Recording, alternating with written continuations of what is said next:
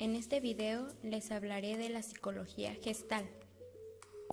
¿Qué es lo que percibes en la siguiente imagen? ¿El rostro de una mujer o flores y una mariposa? Nuestra mente tiene que funcionar a prisa, en un proceso perceptivo. Si percibimos que es una cosa, ¿para qué dudar que no sea? El cerebro hace siempre una labor de síntesis y de organización para dar sentido al mundo. La psicología gestal significa psicología de la forma o de la configuración. Es la escuela de psicología de origen alemán, cuyos iniciadores son Max, Kurt Kohler. Esta teoría aparece a comienzos del siglo XX como reacción contra el conductismo. Su objeto de estudio es la percepción visual. Esto quiere decir que percibimos la realidad como gestalte, o sea, como una totalidad significativa y no como algo aislado. Estos autores consideran la percepción como el proceso fundamental de la actividad mental y suponen que las demás actividades psicológicas, como el aprendizaje, la memoria, el pensamiento, entre otros, dependen del adecuado funcionamiento del proceso de organización perceptual. La psicología de la Gestalt tiene claras influencias de la filosofía alemana, especialmente de Kant. Para él, percibir el fenómeno y la esencia son cosas diferentes. El fenómeno es la primera apreciación y la esencia es ir más allá de lo evidente. La escuela de la Gestalt se contrapone con el conductismo, ya que mientras los sujetos del conductismo aprenden de modo asociativo, los de la Gestalt lo hacen por insight. Insight es la comprensión del fenómeno, la primera impresión de lo que percibimos. Las experiencias previas influyen en el modo de percibir, ya que pueden alterar la realidad. Existe una información previa de la memoria, a largo plazo, llamada fijeza, y esta se niega a desaparecer. Esta es información errónea que tenemos. Por todo lo antes dicho, el análisis empírico no es recomendable. A partir de esta postura proponen los siguientes dos principios, que son la base de sus posteriores planteamientos. El primero es el principio de totalidad. El fundamento primario de nuestra experiencia no lo constituyen los elementos aislados. Por el contrario, la parte está en función del todo. El todo es más que la suma de las partes. El segundo es el principio de isomorfismo. Expresa que existe una relación de correspondencia bionívoca entre los procesos psíquicos y fisiológicos. A cada elemento de un proceso fisiológico corresponde uno psíquico. Afirmaban así su puesta por la unidad mente y cuerpo. Además de principios teóricos como los mencionados, hicieron propuestas metodológicas como el análisis fenomenológico experimental. Los gestaltistas se asumían científicos y experimentalistas, pero con la condición de estudiar fenómenos totales y no elementos sensoriales aislados.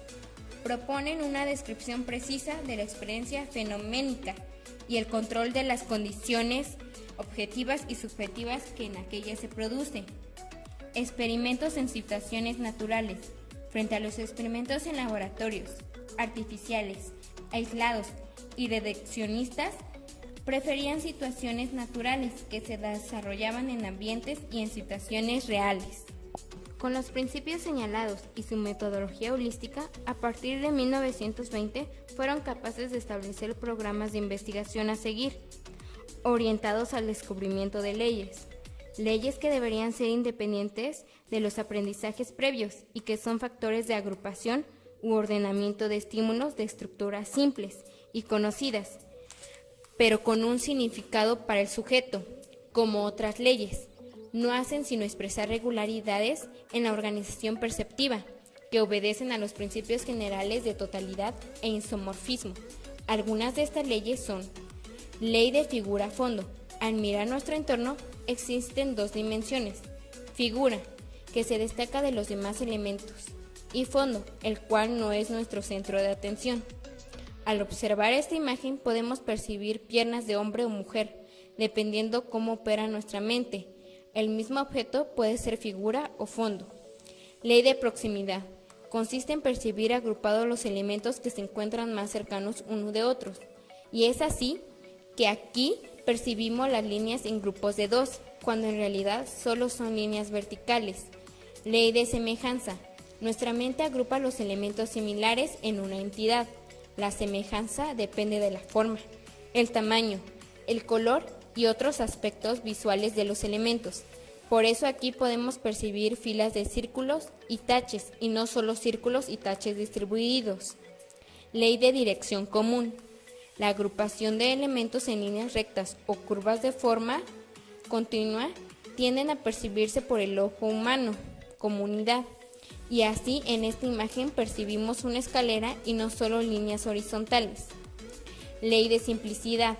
Cuando miramos una figura, la percibimos de la manera más simple posible, destacando de esta lo que realmente nos importa. En esta imagen se puede percibir un diamante o un rombo, pero nadie aprecia las letras K una frente a otra. Ley de la clausura o cierre. La mente añade los elementos faltantes a fin de complementar una figura que en realidad no está completa. Por eso en esta imagen podemos percibir un perro en lugar de ver solo manchas. Nuestra mente completa la información. Las técnicas de la Gestalt.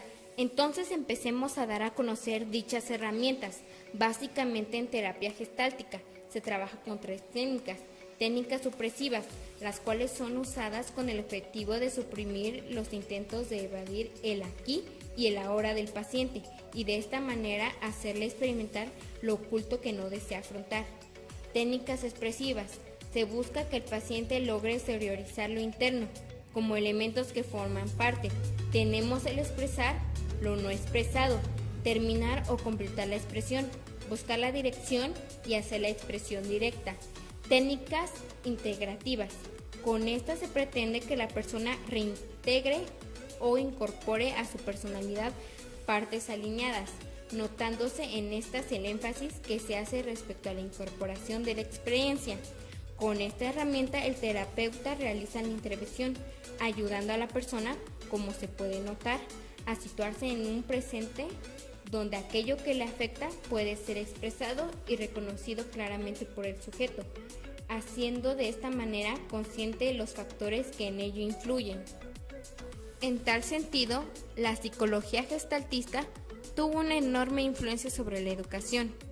El gestaltismo implica que el sujeto que aprende, percibe o conoce debe participar de forma activa en las diversas situaciones, reorganizando sus propias experiencias y actos mentales.